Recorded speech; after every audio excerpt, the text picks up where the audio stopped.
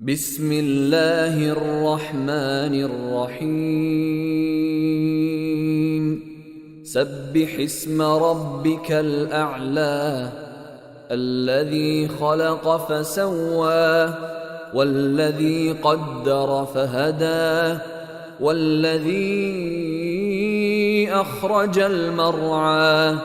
فجعله غثاء أحوى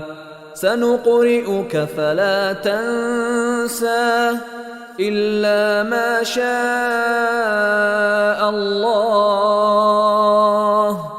إنه يعلم الجهر وما يخفى ونيسرك لليسرى فذكر إن نفعت الذكرى سيذكر من يخشى ويتجنبها الأشقى الذي يصلى النار الكبرى ثم لا يموت فيها ولا يحيا قد أفلح من تزكى وذكر اسم ربه فصلى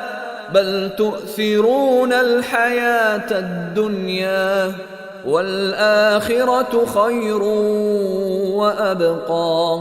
إن هذا لفي الصحف الأولى صحف إبراهيم وموسى